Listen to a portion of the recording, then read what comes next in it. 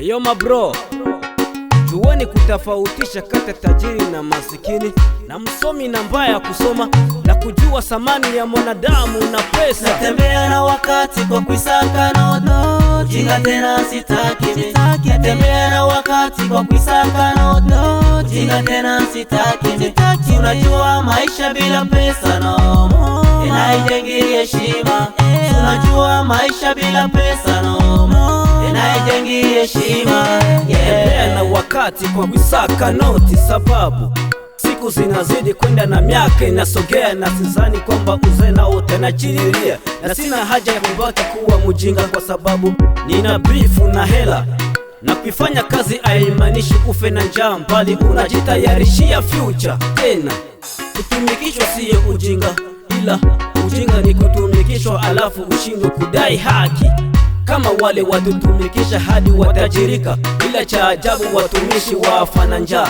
Je, huo ni ungwana? Kama mimi naipendaga kazi, ila kazi iwe yenye mshahara, mtu mdogo wa mwili ila bebeki mgongoni. Natembea na wakati kwa kuisaka noto, jinga tena sitaki.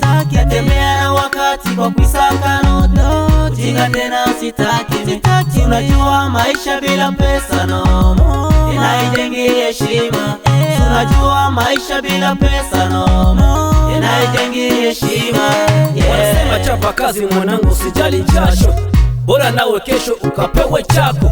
Pambana kama kawa bro, ili kesho mfuko tena usigonde. Na ukigonda si unajua hautakula keke, na keke yenyewe yanunuliwa na mane. Na wakikuzulumu basi change style ya kuficha meno, alafu ufichue makucha, kwa sababu hakuna ujinga kama kuzulumiwa alafu ubaki kimya. Hata Biblia yasema asiyetumika asile. Sasa wewe unayetumika kwa nini uzulumiwe? Kama mimi kunitumikisha amuna noma, ila noma kusiponilipa.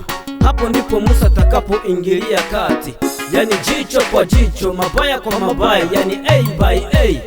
Natumika ili nirizishe tumbo, kwa sababu kwa tumbo hakuna cha father, mother wala brother. Ni Amazon hapa. Natembea na wakati kwa kuisaka noto, jinga tena sitaki.